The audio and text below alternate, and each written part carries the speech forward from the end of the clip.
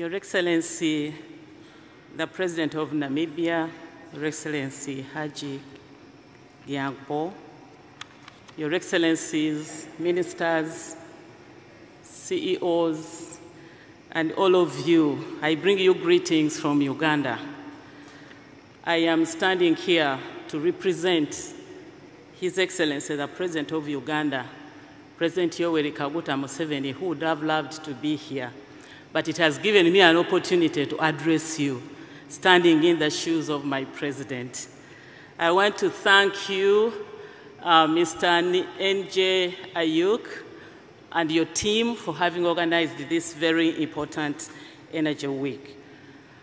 I must apologize that I will not be able to summarize the president's speech. Protocol does not allow. Therefore, you will bear with me. I am going to read the president's speech as it is.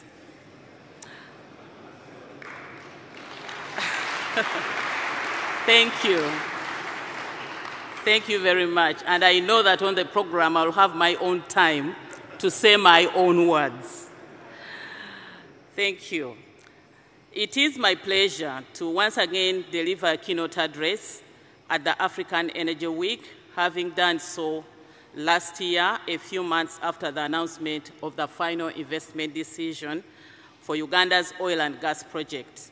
The theme for this year, which is the African Energy Renaissance, prioritizing energy, poverty, people, planet, industrialization, and free markets.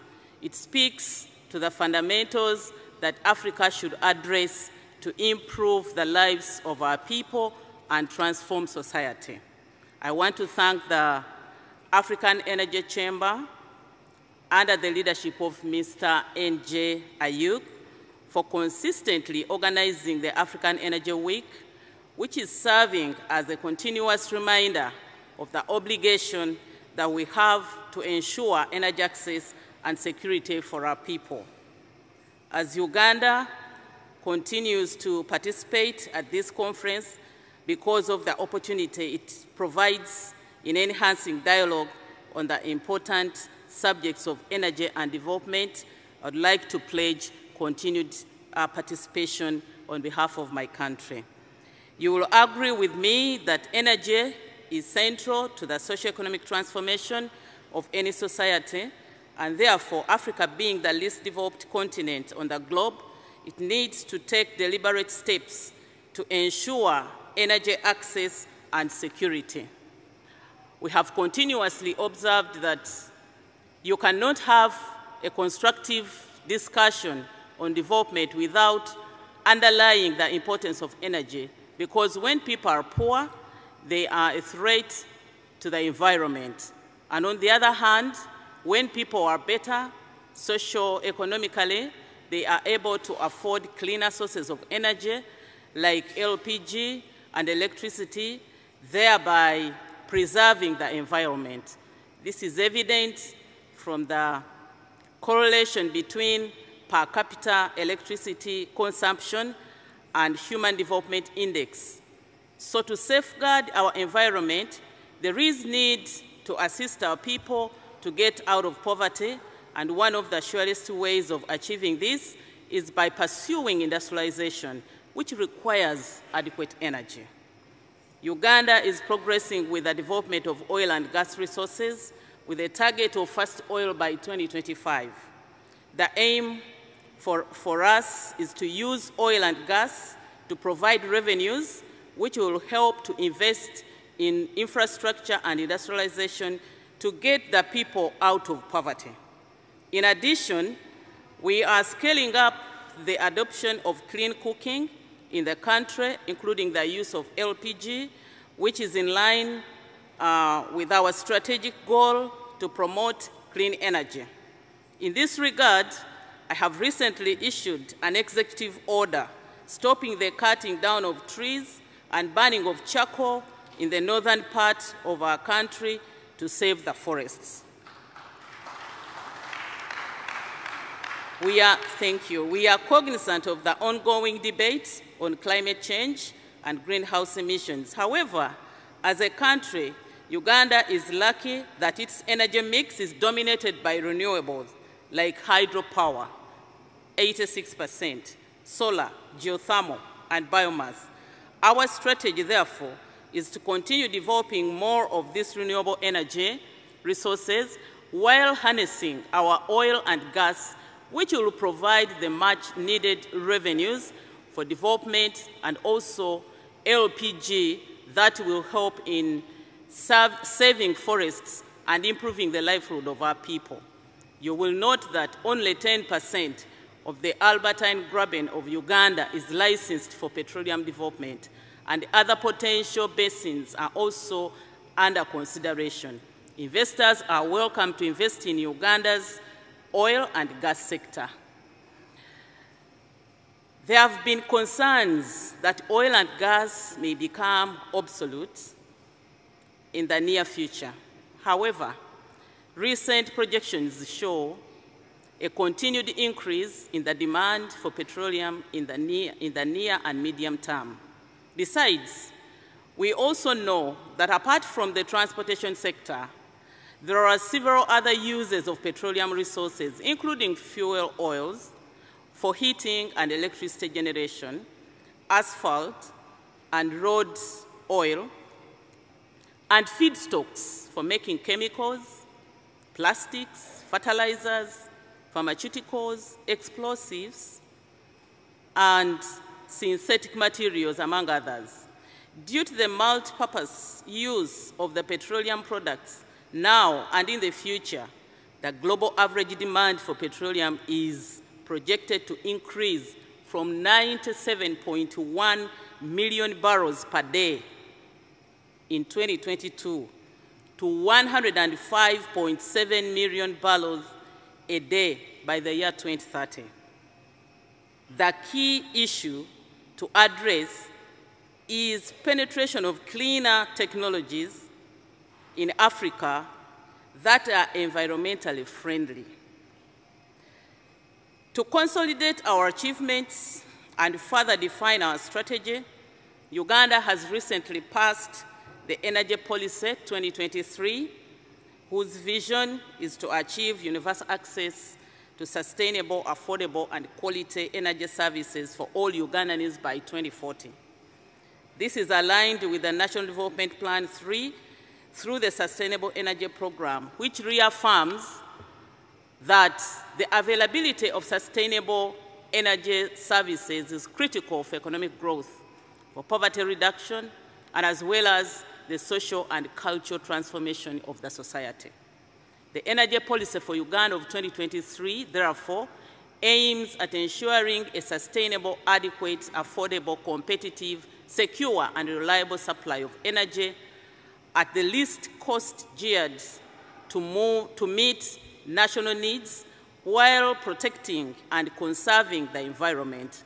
The government of Uganda plans to implement a free electricity connection policy as one of the strategies to increase access to clean energy in line with the Sustainable Development Goals. The widespread dependency on biomass energy resources for cooking and heating using insufficient methods, such as traditional cook stoves, has resulted in the rapid forest depletion for firewood and charcoal, among others. For instance, the National Environment Management Authority, NEMA, reported in 2020 that Uganda suffers a degradation loss of United States dollars 2.3 billion, out of which 25% of wood fuel, and that 2.6% of Uganda's forests are cut down annually for firewood, charcoal, agriculture, and to make way for population growth. If this trend persists, Uganda will lose all its forest cover in at least 25 years. We have to save the environment. Providing secure, affordable, and sustainable energy to all is an important policy priority for in Uganda, and significant progress has been made towards the United Nations Sustainable Goals, SDGs, notably SDG 7 on energy.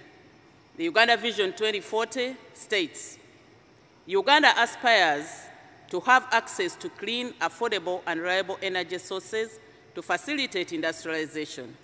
Uganda Vision 2040 projections indicate that Uganda will graduate into an upper middle class income category by 2032, and it will become a first world country in the next 50 years.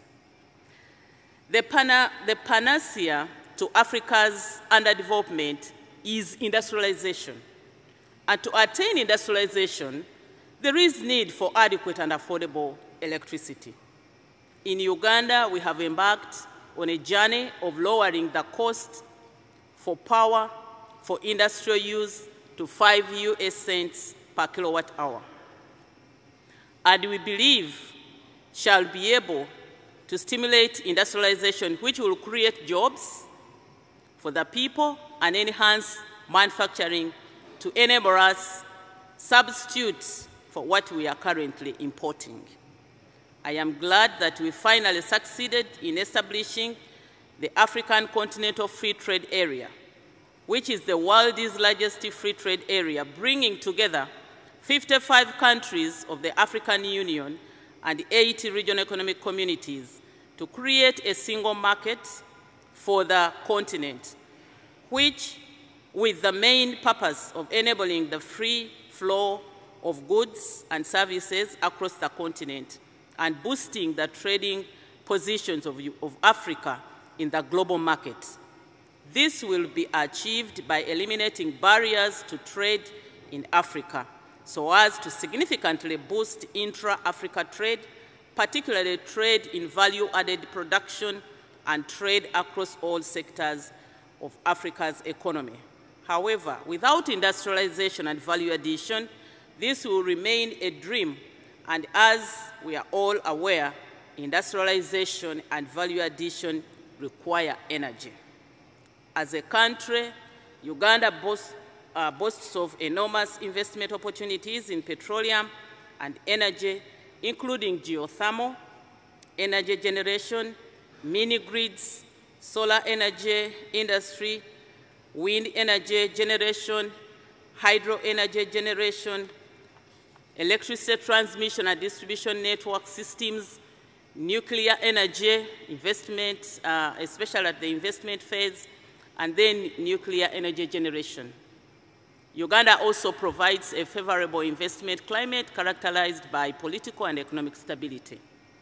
Liberalized banking and finance, Uganda is stable and predictable legal and regulatory framework, qualified and competent human resource, growing markets and good infrastructure, among others. We are ready to receive investors in the above and more areas. It has good people who smile genuinely. And I wish all of you successful in this conference as we work together towards achieving energy security for the good of our people and the planet through industrialization. For God and my country, YK Museveni. Thank you so much for listening to me.